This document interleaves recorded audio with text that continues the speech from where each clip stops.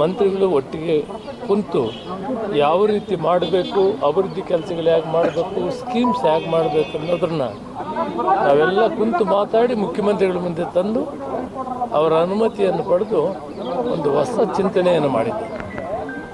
ಈ ರಾಜ್ಯದಲ್ಲಿ ಈ ಸಮುದಾಯಗಳಿಗೆ ಯಾವ ರೀತಿ ಅಭಿವೃದ್ಧಿ ಮಾಡಿದರೆ ಶಾಶ್ವತವಾಗಿ ಅವರು ಬಿಲೋ ಪಾವರ್ಟಿ ಲೈನಿಂದ ಮೇಲೆ ಬರ್ತಾರೆ, ಇವರು ಶಾಶ್ವತವಾಗಿ ಬದುಕನ್ನು ರೂಪಿಸ್ಕೊಳ್ತಾರೆ, ಅವರು ಮುಂದಿನ ಭವಿಷ್ಯದಲ್ಲಿ ಮತ್ತೆ ಸರ್ಕಾರ ಮೇಲೆ ಅವಲಂಬಿಸದೇನೆ ಜೀವನವನ್ನು ಮಾಡೋದಕ್ಕೆ ಏನು ಮಾಡಬೇಕು ಅನ್ನೋದು ನಾವು ಉಪಮುಖ್ಯಮಂತ್ರಿಗಳ ನೇತೃತ್ವದಲ್ಲಿ ಸಭೆಯನ್ನು ಮಾಡಿಕೊಂಡು ಮುಖ್ಯಮಂತ್ರಿಗಳ ಗಮನಕ್ಕೆ ತಂದು ನಾವು ತೀರ್ಮಾನ ಮಾಡ್ಕೊಳ್ತೀವಿ.